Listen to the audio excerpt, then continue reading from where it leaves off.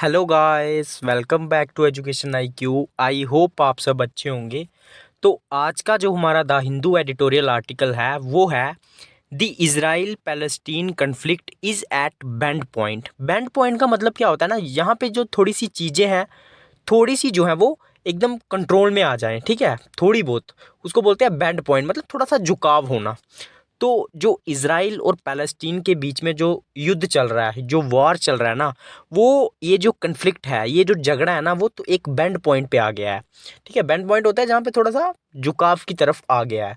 तो हेडिंग से आपको ज़्यादा लेना देना नहीं है, जो भी आर्टिकल में होगा एक एक लाइन को हम लोग हिंदी में पढ़ेंगे।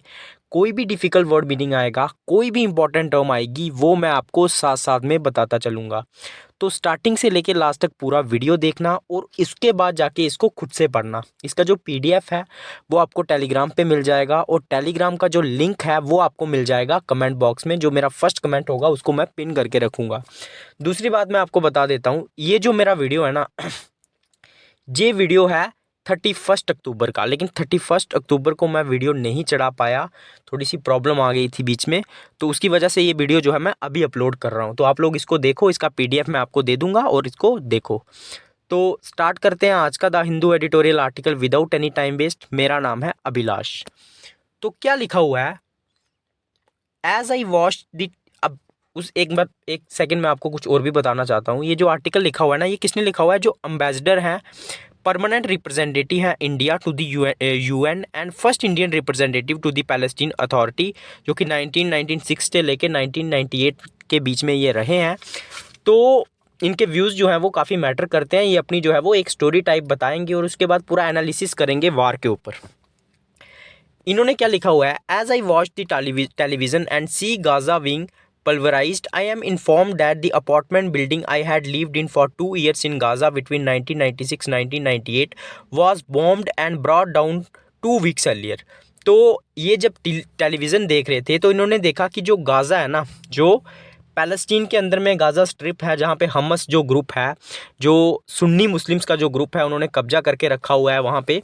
तो वहाँ पे क्या है, इन्होंने देखा कि जो गाज़ा है वो पल्वराइज्ड हो रहा है। पल्वराइज्ड का मतलब होता है क्रैक होना, मतलब वो टूट रहा है धीरे धीरे। आपको पता है ना, जो मतलब लगातार हमला हो रहा है इसराइल की तरफ से गाज़ा पे, तो पल्वराइज का मतलब होता है टूटना, बिखरना। आई एम इन्फॉर्म दैट, मतलब इनको बताया गया कि जो अपार्टमेंट बिल्डिंग में ये रहते थे, 2 साल जो रहे थे वहाँ पे 1996 से लेकर 1998 तक, उस टाइम पे ये रिप्रेजेंटेटिव थे पैलेस्टीन के इंडिया की तरफ से। तो उस बिल्डिंग को बॉम्ब किया गया है, वहाँ पे मतलब बॉम्ब फोड़ा गया है, और 2 वीक पहले जो है वो डाउन, मतलब वो गिर गई है बिल्डिंग। तो इनको ये चीज़ें इन्फॉर्म की गई। It was one of the taller building and I knew it did not stand a chance any way. तो इन्होंने ये बोल रहे हैं कि ये जो बिल्डिंग थी ना, ये एक one of the tallest building थी, मतलब लंबी लंबी बिल्डिंगों में से एक ये बिल्डिंग थी, और इसमें कोई भी जो है वो चांस नहीं था इसका गिरने का, मतलब विदाउट बॉम्ब के बिना। I keep wondering what has happened to my friends in Gaza, especially my landlord Appu Zakri and his lovely family and children who made my life so much easier in a non-family posting. Are they still alive? तो उस time पे मैं सोचने लगा, wandering का मतलब होता है सोचना, कि मेरे जो फ्रेंड्स हैं गाज़ा में उनके साथ क्या हुआ होगा, स्पेशली जो मेरे लैंडलॉर्ड थे, जिनकी मैंने मतलब जिनके मैं किराए के मकान में रहता था, अब्बू ज़ाकरी, और उसकी जो लवली फैमिली थी। उस टाइम पे उन्होंने मेरी टेक केयर की थी जब मैं रिप्रेजेंटेटिव था पैलेस्टीन में इंडिया की तरफ से, और उन्होंने मुझे काफ़ी कंफर्टेबल फील करवाया था एक नॉन फैमिली पोस्टिंग में भी। और क्या वो अभी ज़िंदा होंगे, मैं सारी चीज़ें सोचने लगा। उसके बाद what Hamas did to Israel on October 7, 2023 was unacceptable. उसके बाद ये कहते हैं कि आपको पता है हमस ने अटैक किया था सबसे पहले इसराइल के ऊपर, उसके बाद इसराइल ने जो है वो युद्ध की घोषणा की थी। तो हमस ने जो इसराइल के ऊपर अटैक किया था 7 अक्टूबर 2023 को, वो अनएक्सेप्टेबल था, मतलब वो स्वीकार करने योग्य नहीं था। It was a brutal terror attack, sorry brutal terror attack. Brutal का मतलब होता है कि काफ़ी विनाशक, खतरनाक, यहाँ पे लोगों की मौत हुई। तो ये एक इस तरह का टेरर अटैक था, एक्ट था। When I chaired the counter terrorism committee in the UN security council in 2022, one thing we all agreed on is that there can be no justification for terror. उसके बाद उन्होंने बताया कि जब मैं chairperson था काउंटर टेररिज्म, मतलब terrorism के खिलाफ जो कमेटी काम करती थी UN सिक्योरिटी काउंसिल 2022 में, तो हम सारे बंदों ने एक चीज़ को एग्री किया था, माना था कि टेरर के लिए कोई भी जस्टिफिकेशन नहीं है, मतलब टेरर को कोई भी जस्टिफाई नहीं कर सकता कि ये सही है, टेरर टेरर है। So nothing should justify October 7 as well. उसी कारण जो अक्टूबर 7 में हमस ने हमला किया इसराइल के ऊपर, इसको भी हम लोग जस्टिफाई नहीं कर सकते। But does this make the Palestine cause और the Palestine fight against occupation by Israel for several decades any less justified? लेकिन क्या ये सारी चीज़ें जो हैं, क्या वो ये साबित करती हैं कि जो पैलेस्टीन जो फाइट कर रहा है, मतलब पैलेस्टीन के ऊपर आपको पता है इसराइल ने काफ़ी जगहों पे जो कब्जा किया हुआ है, तो उस चीज़ के खिलाफ, उस ऑक्यूपेशन के खिलाफ, ऑक्यूपेशन का मतलब होता है कि घेर लेना, तो क्या उस ऑक्यूपेशन के खिलाफ जो इसराइल ने की हुई है पैलेस्टीन में, तो क्या जो पैलेस्टीन जो लड़ रहा है उस ऑक्यूपेशन के खिलाफ पिछले कुछ डेकेड से, क्या वो कुछ लेस जस्टिफाइड है? मतलब वो क्या सही नहीं है? वो भी सही है। मतलब ये भी एक किस्म का एक क्वेश्चन मार्क उन्होंने लिखा है। No it does not. तो ऐसा बिल्कुल नहीं है कि वो जस्टिफाई नहीं है, वो भी सही है। अगर आपकी कंट्री के ऊपर या आपके इलाके के ऊपर कोई भी कब्जा करेगा, चाहे वो इसराइल होगा, तो आपको उनके खिलाफ लड़ना ही है। उसके बाद The UN Security Council's Resolution 242 and 338 embodied the principle of land for peace। UN security का जो 242 और 338 जो है वो एम्बॉडिड करता है, मतलब बताता है कि लैंड फॉर पीस, मतलब ऐसी ज़मीन जो शांति के लिए है। ये प्रिंसिपल कहता है Israel should have ideally withdrawn from occupied land in the West Bank, Gaza and East Jerusalem in return for peace which is security, recognition, normalcy and peace for the people of two states of Israel and Palestine.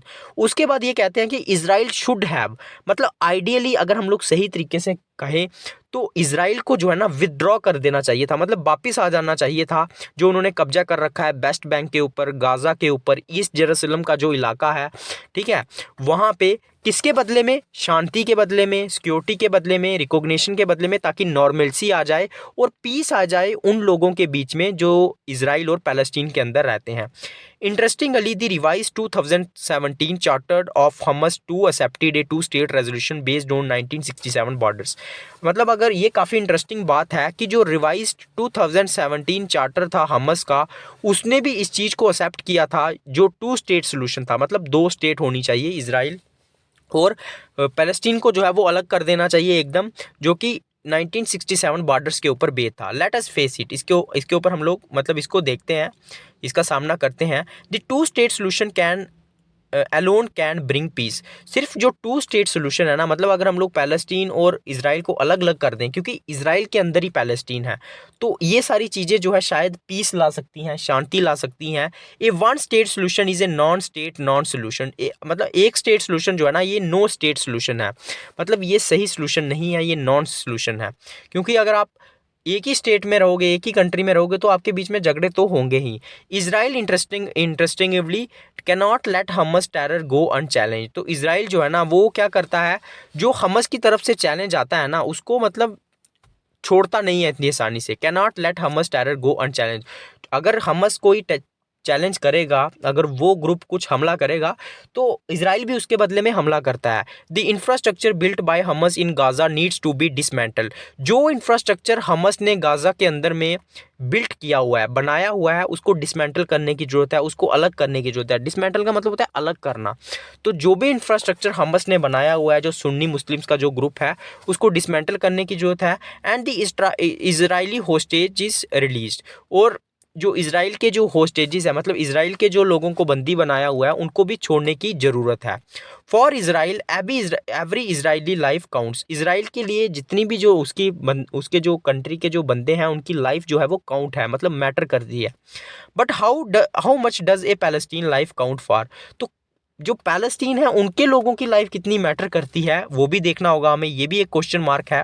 अगर Israel के लोग उनके लिए important है, तो Palestine के लोग उनके लिए इंपॉर्टेंट होंगे। तो ये सारे क्वेश्चन जो है ना वो किए जा रहे हैं। जिसने ये आर्टिकल लिखा हुआ है वो ये सारे क्वेश्चन पूछ रहा है। Does it justify the killing of 8,000 plus Palestine civilians in A mayor 22 days. क्या ये जस्टिफाई है, क्या ये सही है कि 8,000 प्लस पैलेस्टीन सिविलियंस लोगों को मार देना सिर्फ 22 डेज के भीतर, with children making up to 40%। उसमें जो चिल्ड्रंस हैं वो लगभग 40% है। Not counting 100 under the double in relation to 9,600 casualties in 20 month of the Ukraine conflict. तो मतलब इसमें 40% बच्चे भी हैं, ठीक है। अगर हम लोग बात करें तो पिछले 20 महीने से यूक्रेन में जो कन्फ्लिक्ट चल रहा है उसके कारण भी बहुत सारी जो है वो कैजुअलिटीज़ हुई हैं। तो क्या इन सारी चीज़ों को हम लोग जस्टिफाई कर सकते हैं? How many Palestinians lives are acceptable collateral damage? तो कितनी पैलेस्टीनियंस जो लाइव्स हैं उनको हम एक्सेप्ट कर सकते हैं जो कोलेटरल डैमेज में मारे गए हैं? अब ये कोलेटरल डैमेज क्या होता है? कोलेटरल डैमेज क्या होता है कि जब दो कंट्री की जो फोर्सेस हैं, आर्म्ड फोर्सेस, जब वो लड़ रही हैं तो उसमें जो आम लोग मारे जाते हैं ना उसको बोलते हैं कोलेटरल डैमेज। मतलब कोई अगर बिल्डिंग गिराएगा तो उसमें आम लोग भी मारे जाएंगे तो उसको बोलते हैं कोलेटरल डैमेज। तो कितने सारे हम लोग जो है वो एक्सेप्ट कर सकते हैं पैलेस्टीनियन लोग जो मारे जा रहे हैं, तो ये देखना होगा। ये डीह्यूमनाइजेशन का मतलब होता है ना कि आपके अंदर जो ह्यूमन की क्वालिटीज़ हैं, मतलब एक राक्षस का रूप धारण कर लेना, डीह्यूमन हो जाना, मतलब आपके अंदर जो ह्यूमैनिटी है वो खत्म हो जाना। To make such a pounding of Gaza acceptable, तो पाउंडिंग का मतलब हो रहा है जो हमला हो रहा है, ठीक है। तो to make such a pounding of Gaza acceptable we have seen the West and their media equate Hamas with all 2.2 million Palestinians in Gaza. तो जो पाउंडिंग हो रही है गाजा की, ठीक है, मतलब पाउंडिंग का मतलब क्या होता है? जो हमला हो रहा है गाजा के ऊपर इजराइल के द्वारा, इस चीज़ को एक्सेप्टेबल बनाने के लिए, इस चीज़ को सही बनाने के लिए जो वेस्टर्न कंट्रीज़ हैं वो क्या कर रही हैं? We have seen the West and their media, जो वेस्टर्न कंट्रीज़ है और उनका जो मीडिया है ना वो इक्वेट कर रहा है हमस को। हमस तो एक छोटा सा ग्रुप है सुन्नी मुस्लिम्स का, ठीक है, जो लड़ रहा है इजराइल के खिलाफ, जो लड़ रहा है। तो मीडिया जो है वो क्या दिखाने की कोशिश कर रही है कि जो हमस है ना उसको इक्वेट कर रही है, उसको बराबर कर रही है पैलेस्टीनियंस के साथ जो कि गाजा में है। मतलब वो बोल रही है कि हमस ग्रुप जो है उसमें सारे पैलेस्टीनियन लोग इन्वॉल्व हैं, so that they can be dehumanised and shown to be equally culpable. Culpable का मतलब होता है कल्प्रिट, जितने अपराध किया हुआ है, ताकि उन लोगों को जो है डीह्यूमनाइज किया जाए, ठीक है, उनको मतलब मारा जाए, ठीक है, और उनको कल्पेबल दिखाया जाए, इक्वली कल्पेबल दिखाया जाए। इसीलिए वो हमस को पूरे पैलेस्टीन के साथ जो है वो कंपेयर कर रहे हैं। Dehumanization make it easier to accept indiscriminate bombing without an outcry. Outcry का मतलब होता है चिल्लाना। तो डीह्यूमनाइजेशन क्या करती है ना, इस चीज़ को ईजी कर देती है कि हम लोग जो है एक्सेप्ट कर सकते हैं इनडिस्क्रिमिनेट बॉम्बिंग, मतलब जो गलत तरीके से बॉम्बिंग की जा रही है, बम फेंके जा रहे हैं, उसको भी ये एक्सेप्टेबल बना सकती है बिना किसी शोर शराबे के, बिना किसी आउटक्राई के। मतलब अगर आप ये चीज़ कर दोगे, ठीक है, आपने हमस ग्रुप को पूरे पैलेस्टीन के साथ इक्वेट कर दिया, बराबर कर दिया, ताकि उनको डीह्यूमनाइज किया जाए, ठीक है, उनको जो है कल्प्रिट दिखाया जाए। तो अगर आप उनको कल्प्रिट दिखाओगे तो जो इनडिस्क्रिमिनेट मतलब गलत तरीके से जो बॉम्बिंग हो रही है वो बिना किसी उससे ज़्यादा शोर शराबा भी नहीं होगा और अपना काम भी हो जाएगा। But the best has also try to equate the fight for Palestine statehood. Best ने और क्या किया है, जो वेस्टर्न कंट्रीज है उन्होंने क्या किया है, इक्वेट करने की कोशिश की है जो पैलेस्टीन स्टेटहुड की फाइट थी कि हमें अलग जो है वो पैलेस्टीन स्टेटहुड चाहिए, विद दिस फाइट अगेंस्ट हमस। तो हमस के साथ मतलब वो ये कह रहे हैं कि ये जो हमस की फाइट है ना ये पैलेस्टीन स्टेटहुड के लिए है, लेकिन ऐसा नहीं है। हमस एक वहाँ पे अलग ग्रुप है सुन्नी मुस्लिम्स का, तो लेकिन उसको क्या कर रहे हैं, ये इक्वेट कर रहे हैं कि ये पैलेस्टीन स्टेटहुड के लिए लड़ रहे हैं। तो वेस्टर्न कंट्रीज़ का ये भी मानना है ताकि डिसक्रेडिट किया जाए लास्ट काज को। डिसक्रेडिट का मतलब होता है महत्व ना देना, ताकि जो बड़ा मुद्दा है ना उसको डिसक्रेडिट किया जाए, उसको दबाया जाए। ये जो है वो चीज़ डेंजरस है, ठीक है। Another western euphemism is the word humanitarian issues. तो एक और जो वेस्टर्न एफोमिज्म है ना ये वर्ड है ह्यूमटेरियन इश्यूज़, मतलब जो मानवीय जो इश्यूज़ है ना उसको इसके related. Humanitarian assistance is to meet basic needs when for example faced with collective punishment by Israel on the Gazans through a blockade of water, food, medicine and electricity. Humanitarian का मतलब क्या होता है, एक असिस्टेंट देना। Assistance का मतलब होता है एक हेल्प प्रोवाइड करना, ताकि जो बेसिक नीड है, फॉर एग्जांपल अगर हम लोग बात करें जो face with collective punishment by Israel, जो कि पनिशमेंट के रूप में दी जा रही है इजराइल के द्वारा गाजा में जो लोग हैं पैलेस्टीन के अंदर, ठीक है, क्या किया जा रहा है, ब्लॉकेट किया जा रहा है, पानी की सप्लाई रोकी जा रही है, फूड की, मेडिसिन की, इलेक्ट्रिसिटी, तो उन नीड्स को प्रोवाइड करना उसको बोलते हैं humanitarian assistance. But what is unfolding is human tragedy. लेकिन अनफोल्डिंग का मतलब होता है बाहर आना, लेकिन क्या हो रहा है इसके बदले में, क्या हो रहा है, अनफोल्डिंग मतलब ह्यूमन ट्रेजिडी बाहर आ रही है, ह्यूमन का जो है वो विनाश हो रहा है, the killing of thousands of innocent lives and the mass displacement of 1.2 million Palestinians. क्या हो रहा है, किलिंग हो रही है, थाउजेंड्स ऑफ जो शरीफ लोग हैं, इनोसेंट लोग हैं, उनको मारा जा रहा है और लोग जो है वो डिस्प्लेस हो रहे हैं, मतलब एक जगह से दूसरी जगह जा रहे हैं बचने के लिए। This is not a humanitarian question, ये एक ह्यूमैनिटेरियन क्वेश्चन नहीं है here, but A question of humanity itself. ये ह्यूमैनिटी का क्वेश्चन है कि आप मतलब एक ह्यूमन बीइंग हैं भी हैं या नहीं है। अब हम लोग अरब वर्ल्ड पे बात करेंगे। अरब कंट्रीज आप लोग जानते हैं वो भी पैलेस्टीन के ठीक नीचे है, इसराइल के ठीक नीचे है। यूएई हो गया, तो आपको पता है ना अरब वर्ल्ड बहुत बड़ा है। यूएई हो गया, इराक हो गया, इसराइल, उसके बाद ईरान हो गया, सऊदी अरेबिया हो गया, यूएई हो गया। तो बहुत सारी कंट्रीज जो है वो अरब वर्ल्ड का हिस्सा है। तो उनका क्या स्टैंड है इसको लेके, क्योंकि इसराइल जो है वो ठीक ऊपर है किसके, अरब वर्ल्ड के, मतलब अरब कंट्रीज इसके आसपास ही आती हैं, ठीक है। जॉर्डन हो गया। While one can accuse the West of hypocrisy and double standard, मतलब हम लोग जो हैं, जो वेस्टर्न कंट्रीज हैं उनको एक्यूज कर सकते हैं, मतलब उनके ऊपर आरोप लगा सकते हैं कि वो एक हाइपोक्रेसी कर रही है, एक ढोंग कर रही है, ठीक है, और डबल स्टैंडर्ड ले रही है, मतलब डबल पक्ष रही है। बट अबाउट द अरब्स, लेकिन हम लोग अरब्स के बारे में क्या बोलेंगे वो हम लोग देखेंगे। Have they not been equally responsible for sidelining Palestine, क्या वो इक्वली रिस्पॉन्सिबल नहीं है पैलेस्टीन को साइडलाइन करने के लिए, मतलब उनको सपोर्ट ना करने के लिए, किसी चीज़ को साइडलाइन करना मतलब अनदेखा करना, वो भी इक्वली रिस्पॉन्सिबल है। ये भी एक क्वेश्चन है। In their race for normalization with Israel, the Arab countries talked about the Palestine issue and even said that Israel has agreed to stop further annexation while Israel did not exact opposite by expanding settlement। तो उनकी इस race में, इस दौड़ में कि वो normalisation करेंगे इजराइल के साथ, जो अरब कंट्रीज़ है ना, उन्होंने बहुत बहुत बार बात की पैलेस्टीन इशू के ऊपर। उन्होंने और इवन उन्होंने ये भी कहा कि जो इजराइल है उसने एग्री किया है, उसने माना है कि वो फर्दर एनेक्सेशन नहीं करेगा, मतलब कब्जा नहीं करेगा पैलेस्टीन के ऊपर। लेकिन इजराइल ने जो है इसका एग्जैक्ट अपोजिट किया है और अपनी जो सेटलमेंट है उसको एक्सपेंड किया, अपने एरिया को जो है वो पैलेस्टीन के अंदर बढ़ाया है। लेकिन अरब वर्ल्ड ये कहता था कि ऐसा नहीं होगा और हमने जो है इस इशू के ऊपर बात की है, पैलेस्टीन इशू के ऊपर। Israel Prime Minister Benjamin Netanyahu actually said that land for peace has now been substituted by peace for peace and was of the opinion that the real issue in West Asia was now Iran and not Palestine।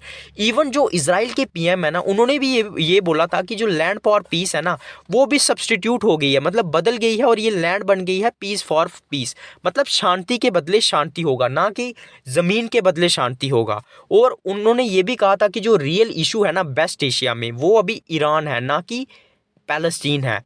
While Palestine statehood was a footnote in their normalization agreement with Israel. Footnote का मतलब होता है जो लिखा हुई चीज़ होना, मतलब एक कागज़ में नोट करके लिखना। जो पैलेस्टीन स्टेटहुड है, मतलब पैलेस्टीन को एक अलग कंट्री का दर्जा देना, ये उनकी नॉर्मलाइजेशन एग्रीमेंट में एक फुट नोट था, मतलब एक मेन पार्ट था इजराइल के साथ जो अरब वर्ल्ड है जब वो बातचीत कर रहा था, तो उसका ये एक मेन मुद्दा था। It is in danger of being reduce to a footnote to history, लेकिन अभी ये एक डेंजरस सिचुएशन बन गई है। यहाँ पे ये फुट नोट से अब एक हिस्ट्री बनने की कगार पे है, मतलब ये सिर्फ हिस्ट्री में ही रह जाएगा। और जो फुट नोट था, मतलब ये बोला गया था कि नॉर्मलाइजेशन हो जाएगी इजराइल पैलेस्टीन और पैलेस्टीन को एक स्टेटहुड दिया जाएगा, वो अभी हिस्ट्री बनने की कगार पे है, मतलब ऐसा लग नहीं रहा है कि ऐसा होगा। Even the present reaction of the Arab countries is to contain the popular support in their streets. Even जो प्रेजेंट रिएक्शन है ना अरब कंट्रीज का इस मुद्दे के ऊपर, वो क्या है, इज टू कंटेन, कंटेन का मतलब होता है रोकना, कि जो पॉपुलर सपोर्ट है ना उनकी स्ट्रीट में उसको रोका जाए, मतलब जो अरब कंट्रीज के जो लोग सपोर्ट कर रहे हैं पैलेस्टीन को उसको कंटेन किया जाए। कंटेन का मतलब होता है रोकना। तो उनका रिएक्शन ये है, could not the Gulf countries have put their oil clout to better effect before the Israeli ground operation started। तो क्या जो गल्फ कंट्रीज हैं, गल्फ कंट्री मतलब पता है ना आपको, कुवैत, यूएई, ठीक है, ये आपको पता होना चाहिए यार ये ऑर्गेनाइजेशन, क्योंकि वीडियो बहुत लंबा हो जाएगा अगर मैं आपको हर कंट्रीज के नाम बताऊंगा। इससे बेटर है आप मुझे कमेंट बॉक्स में इसके नाम बताना। तो क्या जो गल्फ कंट्रीज हैं, क्या वो अपना जो ऑयल क्लाउट है उसको बेटर, मतलब अपनी जो उनकी क्षमता है उसको बेटर इफेक्ट में नहीं डाल सकते थे, उसको सही तरीके से उसका इस्तेमाल नहीं कर सकते जब तक कि इजराइल का जो ऑपरेशन है वो स्टार्ट होता? उससे पहले उनको जो है ना एक ऑयल क्लाउड जो है उसको इफेक्ट में डालना चाहिए था, मतलब एक एफर्ट डालना चाहिए था उस चीज़ को लेके।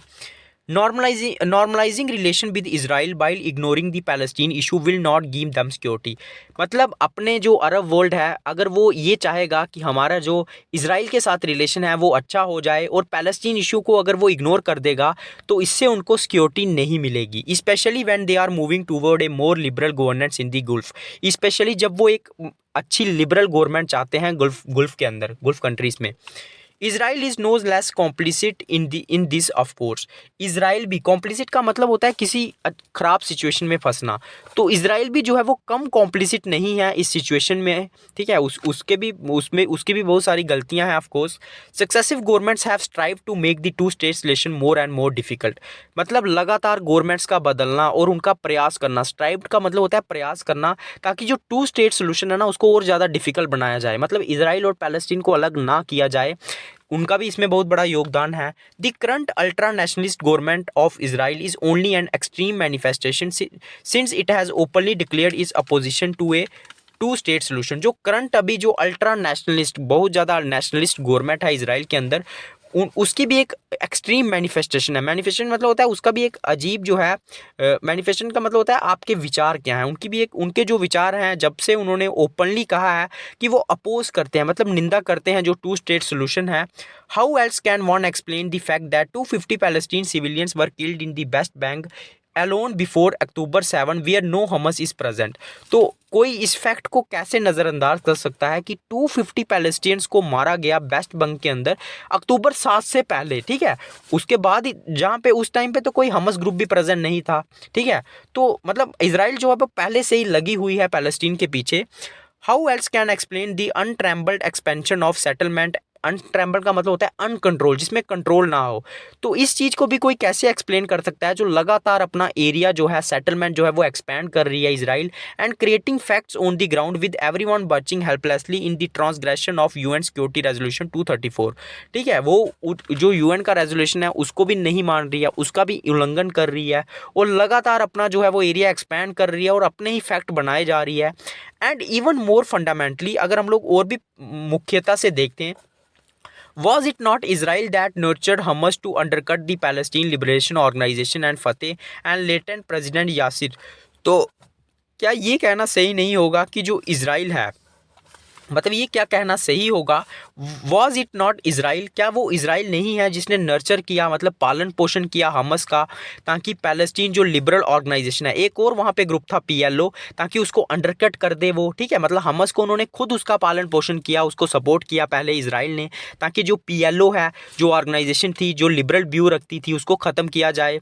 एंड लेटर प्रेसिडेंट जो Yasser Arafat himself included releasing the jailed spiritual founder of Hamas, उन्होंने रिलीज़ किया, ठीक है, जो स्पिरिचुअल लीडर था हमस का। तो मतलब पहले जो है इसराइल ने सपोर्ट किया हमस को, ताकि जो पीएलओ है उसको मतलब ख़त्म किया जाए, और उसके बाद जो है वो उनका जो लीडर था उनको भी आज़ाद किया। तो मतलब ये काफ़ी इसराइल भी जो है गलत तरीके से खेल रही है। दी आयरनी, मतलब विडंबना क्या है, irony of Israel-Palestine history is that it is only when there is a major violent conflagration that the Palestine issue receives attention। तो मतलब एक सबसे बड़ी बेवकूफ़ी वाली बात क्या है इसराइल पैलेस्टीन हिस्ट्री में, वो ये है कि जब कोई मेजर वायलेंट, मतलब वायलेंट का मतलब होता है आपको पता ही है ना, मार काट होना, तो जब कोई मेजर वायलेंट कन्फ्लैग्रेशन होती है, मतलब कन्फ्लैग्रेशन का मतलब होता है आग लगना, तो जब बहुत ही ज़्यादा वायलेंट एक्ट होता है तो उसी टाइम पे इस इशू को थोड़ी सी अटेंशन मिलती है, मतलब ये जो है आता है। अदरवाइज जो है इन लोगों में लड़ाई चलती रहती है। Then comes agreement followed by non implementation, उसके बाद एग्रीमेंट होते हैं, उनको कोई भी इम्प्लीमेंट नहीं करता है। Violence begins against and then agreement, फिर दोबारा से वायलेंस होता है, फिर एग्रीमेंट होता है, सो दैट दी काला चक्रा मूव्स ऑन, ताकि ये जो चक्र है वो चलता रहे। The Yom Kippur war of 1973 led to the Israel Egypt Camp David accord in 1978 with the promise of Palestine self rule. तो जो जोम किपुर वॉर हुआ था 1973 में इजराइल और इजिप्ट के बीच में, उसने डेविड अकॉर्ड किया था 1978 में। अकॉर्ड का मतलब होता है समझौता करना, और उस टाइम पे प्रॉमिस किया गया था कि पैलेस्टीन जो है उसको सेल्फ रूल का मौका मिलेगा। व्हेन नथिंग हैपन, जब कुछ नहीं हुआ उसके बाद इंटीफेड कम इन 1987। इंटीफेड भी ये समझौते हैं जो कि 1987 में हुआ। हमस केम इनटू एक्सिस्टेंस, उसके बाद हमस आया। The intifada led to the Oslo accord of 1993 and 1995। उसके बाद फिर समझौते हुए 1993 में, ठीक है, 1995 में, with more promise of self rule through the Palestine authority. फिर यही बोला गया कि पैलेस्टीन को अलग से गवर्नमेंट बनाई जाएगी, उनको सेल्फ रूल मिलेगा। Another round of black sliding violence even in election in between and broken promise. फिर जो है दोबारा से ब्लैक स्लाइडिंग हुई, मतलब धोखाधड़ी हुई, वायलेंस हुआ, फिर उन प्रोमिस को जो है वो तोड़ दिया गया, ब्रोक कर दिया गया। Gaza is now widely acknowledged as the largest open air prison. मतलब ओपन एयर का मतलब होता है जहाँ पे कोई जेल भी नहीं है लेकिन फिर भी लोग जो है वो फंसे हुए हैं। तो गाजा को जो है ना, मतलब एक्नॉलेज किया जाता है, माना जाता है कि ये एक ओपन एयर प्रिजन है, मतलब एक किस्म की जेल है। गाजा कहाँ है? पैलेस्टीन के अंदर ही है। So here we are condemning Hamas. Condemning का मतलब होता है निंदा करना, and rightly so for this terror act, but not acknowledging the omission and commission of the past is why the UN secretary general want that such incident do not occur in a vacuum. तो हम लोग जो हैं condemn कर रहे हैं, निंदा कर रहे हैं हमस की, और ये सही भी है उन्होंने जो टेरर एक्ट किया है, बट हम इस चीज़ को एक्नॉलेज नहीं कर रहे हैं जो कि ओमिशन है और जो कमीशन है पास्ट का। मतलब जो चीज़ें पास्ट में हुई है हम लोग उस चीज़ को एक्नॉलेज नहीं कर रहे हैं। Is why the UN secretary general, जो यूएन सेक्रेटरी जनरल था, उन्होंने वार्न किया था कि ये जो इंसिडेंट होते हैं ना, ये वैक्यूम में नहीं होते हैं, ठीक है, मतलब ये अकेले में नहीं होते हैं, ठीक है, इसमें दूसरी बंदे का भी कुछ ना कुछ दोष होता है। As the former Prime Minister of Israel, Ehud Barak, said in an interview, the Gaza ground operation will throw up issues such as retrieving of hostages, potential violation of international law by Israel, mounting civilian casualties, and erosion of international support. तो जो former prime minister हैं उन्होंने interview दिया था, उन्होंने बोला था कि जो गाजा ग्राउंड ऑपरेशन है ना, वो कुछ इश्यूज़ को थ्रो अप कर रहा है, मतलब कुछ इश्यूज़ को उठा रहा है, जैसे रिट्रीविंग ऑफ होस्टेजेस मतलब होता है बंदी बनाना, कि दोबारा से रिट्रीव किया जा रहा है, मतलब होस्टेजेस किए जा रहे हैं, मतलब हमस के अंदर जो है इजराइल को, लोगों को बंदी बनाया जा रहा है, ठीक है। Potential violation of international law by Israel, Israel के द्वारा उल्लंघन किया जा रहा है इंटरनेशनल लॉज का। माउंटिंग सिविलियन कैजुअलिटीज़, माउंटिंग का मतलब होता है बढ़ना, जो सिविलियन लोग हैं उनकी बहुत ज़्यादा कैजुअलिटीज़ हो रही हैं, डेथ्स हो रही हैं, और इंटरनेशनल सपोर्ट का इरोजन हो रहा है, मतलब धीरे धीरे इंटरनेशनल सपोर्ट खत्म हो रही है। पॉसिबल रीजनल फ्लेयर अप, मतलब जो रीजन में जो दंगे हो रहे हैं ना वो बढ़ रहे हैं, फ्लेयर अप हो रहे हैं। And finally identifying who to pass the baton to when operation are complete, और मतलब इस चीज़ को भी मुश्किल हो गया पता लगाना कि कब जो है वो ऑपरेशन स्टार्ट हो रहे हैं और कब ऑपरेशन कंप्लीट हो रहे हैं। इब ऑपरेशन प्रोलॉन्ग, अगर ऑपरेशन लंबे समय तक चलते रहे, प्रोलॉन्ग का मतलब होता है चलते रहना, and all indicator points to it dragging on and civilian casualties mount and Gaza gets depopulated as refugees flow out, it will be an even bigger human disaster.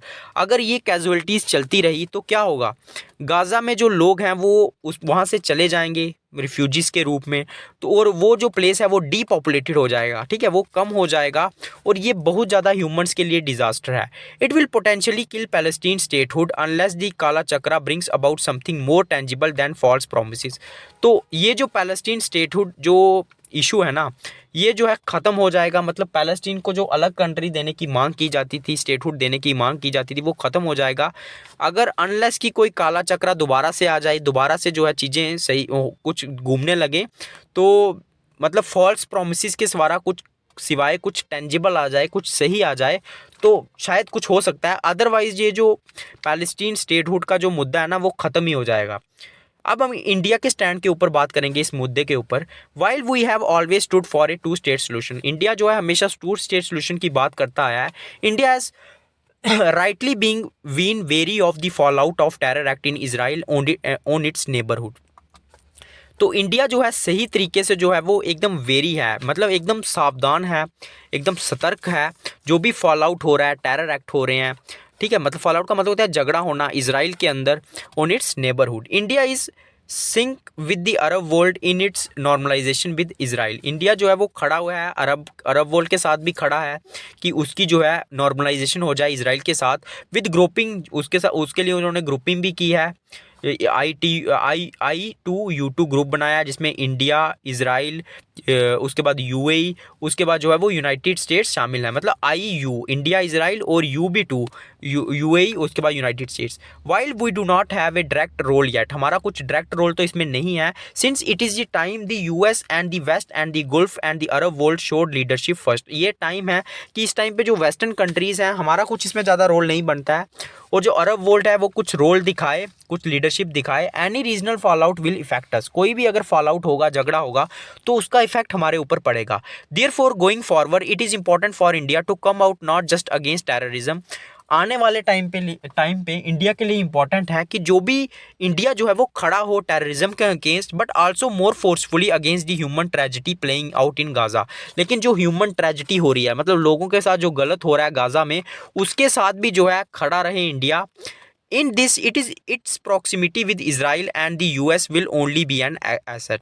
तो इस सिचुएशन में इंडिया की जो मित्रता है, प्रॉक्सिमिटी है Israel के साथ, US के साथ, ये एक इंडिया के लिए एक एसेट साबित होगा, मतलब सही साबित होगा। तो ये था आज का the Hindu editorial article. I hope आप सबको अच्छा लगा होगा। तो अच्छा लगा प्लीज़ लाइक करना, सब्सक्राइब करना, और एक बार जाके इसको खुद से पढ़ लेना। मैं समझता हूँ कि कुछ चीज़ें जो है वो समझ में नहीं आती हैं, तो यार आपके पास गूगल पड़ा हुआ है, मेरा मतलब मैं आपको ये मैं समझा तो आपको देता हूँ, वो तो मुझे मालूम है आदमी को समझ आ जाएगा, क्योंकि मैं तो आपको लाइन बाय लाइन पढ़ाता हूँ। कोई भी वर्ड मीनिंग छूट जाता है, कोई अगर आपको ऑर्गेनाइजेशन समझ में नहीं आ रही है, फॉर एग्जांपल अगर आपको I2U2 के बारे में जानना है तो उसको आप सर्च कर लीजिए, ब्रिक्स के बारे में सर्च कर लीजिए, ताकि आपको आसानी हो। अगर मैं आपको हर चीज़ एक्सप्लेन करने लगूंगा तो मेरा वीडियो जो है ना वो 30 मिनट से भी ऊपर हो जाएगा, तो उससे आपका भी टाइम वेस्ट होगा। तो आप क्या करो, इसको पूरा मेरे से पढ़ो, उसके बाद जाके इसको खुद से पढ़ो। फास्ट फॉरवर्ड में पढ़ो, कोई दिक्कत नहीं है, लेकिन जो पढ़ता है यार कम से कम लाइक कर दिया करो, कमेंट कर दिया करो, ताकि मैं आपके लिए लेटेस्ट वीडियो जो है वो लाता चलूँ। तो प्लीज़ जो भी बच्चा नया जुड़ा है चैनल को सब्सक्राइब कर लेना, बेल आइकॉन को दबा देना, ताकि जब भी मैं नेक्स्ट वीडियो डालूँ आपको नोटिफिकेशन के थ्रू पता चल जाए। तो लाइक करें, सब्सक्राइब करें, ज़्यादा से ज़्यादा टेलीग्राम पे, व्हाट्सएप पे, इंस्टाग्राम पे शेयर करें। जय हिंद।